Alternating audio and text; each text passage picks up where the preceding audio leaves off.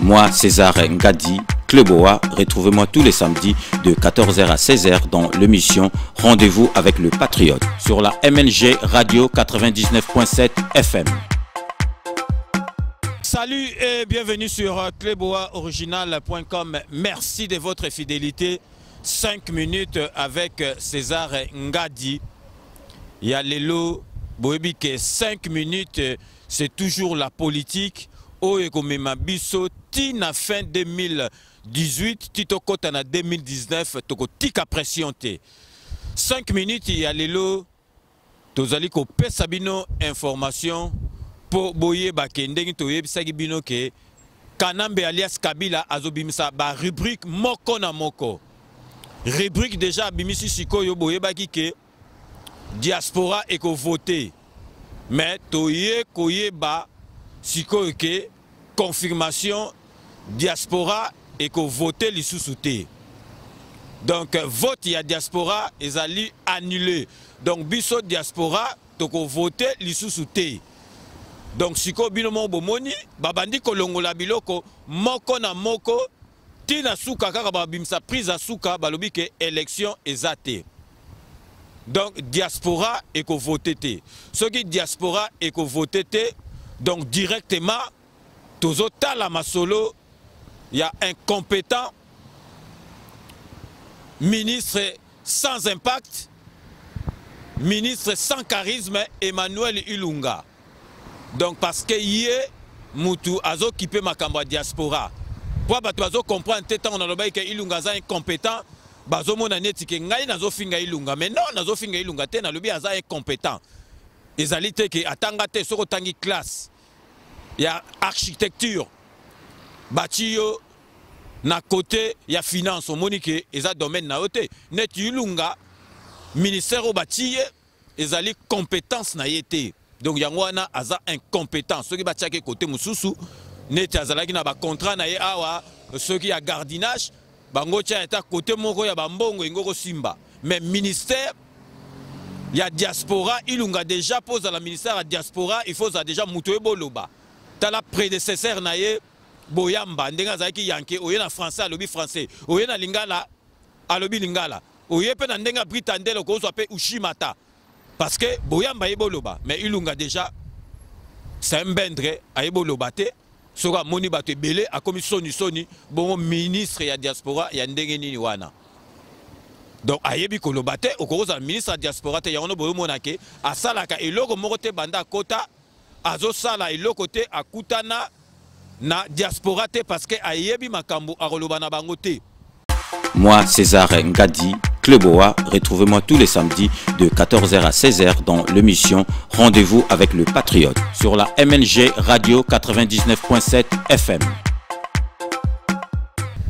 Emmanuel Ilunga a raté chance ya ko marquer empreinte naye na passage naye na ministère wana. Les ceux qui a réussi ça qui vote ya diaspora ou bien qu'on crée banque mêlé tongo lobake ah Ilunga long aleka kiawa atika kia tabo mais siko yo incompétent Emmanuel Ilunga okotika nini banque na wana d'ailleurs zalaki nango ide moko kutu ya vient nanga Désiré Mpongo oyibaki yango yango monique ezaki ide na yote moyen de défendre bien projet wana ezate parce que zalaki idée à Désiré Mpongo le faiseur des hommes politiques banque babo elio banque ya diaspora babo elio sikoyo vote ya diaspora babo sikoyo yo Ilunga musala na yo nini o pataki mbango kozwa ba congolais kuna na Libye olobi ke okomema bango na kin parce que baza ba esclave na Libye o mema bango na kin to suka wapi tundola bango ba koma ko kufanzala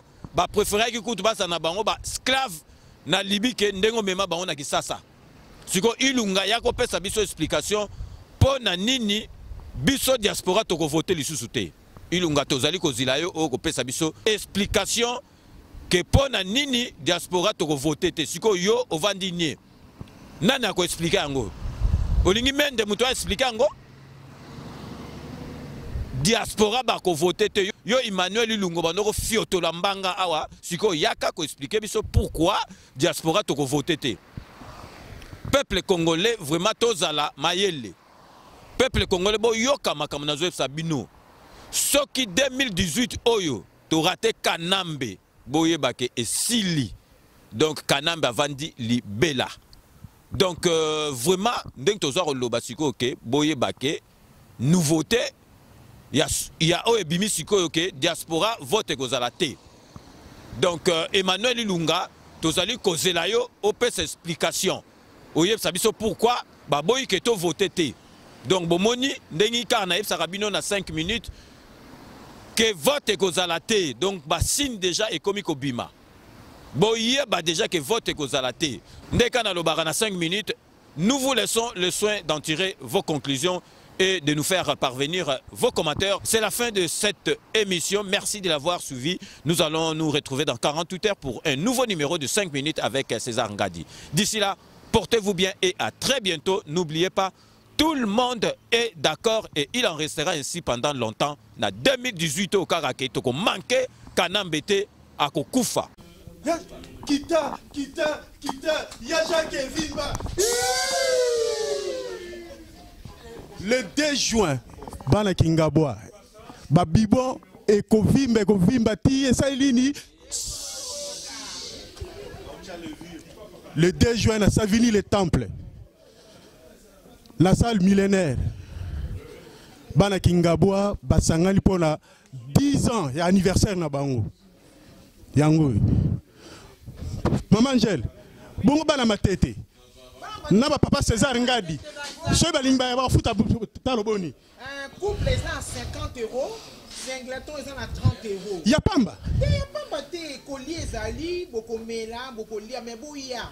Boya bino mo boye binde ko za 10 ans ezelo pamba te. Donc ma master pete lolita na yeba okiko ya koma za mwana matete. Ya kana yo mwana matete, ya mwana surtout ya Kingabwa. So za mobali, obali mwa fi ya commune mususu, ya ka biso bana Kingabwa to yambio. Yo pe mwasi, mwana Kingabwa, soki obali mobali ata ya mbinza ata ya wapi. Okomino mwana Kingabwa to adopter yo. Boya na bino e. En tout cas, l'association des ressortissants de Kingabwa, ARK, vous convie à une grande soirée de gala. Pour fêter ses 10 ans d'existence, le samedi 2 juin 2018, de 22 h à l'aube, au millénaire, 2 places du 19 mars 1962, à Savigny-le-Temple. Buffet et variété musicale avec plusieurs artistes invités. PAF, 30 € single, 50 € couple. Billets en pré-vente. Infoline 06 12 30 04 80 ou 06 27 71 34 83. Association des ressortissants de Kingabwa, ARK. Toute une décennie. Au cours d'une soirée des galas, le samedi 2 juin 2018, de 22 h à l'aube, au millénaire, au numéro 2, place du 19 mars 62, à Savigny-les-Temples. Grande soirée des retrouvailles, tenue correcte exigée. Soirée des dignités, Yabanamboka. Animation musicale, avec DJ Sono Alain Milandou et Lombe. Ainsi qu'un groupe de variétés musicales avec plusieurs stars invités. Aussi des invités surprises. À ne pas manquer. Profitez de la prévente pour réserver votre place. Soirée dignité. ARK. Toute une décennie. Ngai vient à Bino Litanda Jaguar. C'est lui qui a cassé le mythe de Dingwe. Ngai yo benga bana Kingabwa nyoso tout. Ya matete. Ya wapi boya. Mukolo wana kolia na ndaku te. Komela te, sala chaîne. Sala chaîne. Oya Savigny-le-Temple le 2 juin. La 22 h à place Cécilio. Et ça coûte guichet fermé. Quand on a reçu la ticket, guichet fermé. Et c'était comme Kala. Le 2 juin, dans la salle millénaire à Savigny-le-Temple. C'est là qu'on a la gare. okitika boye zo le monisal kotoyo kita ya Jaguar vimba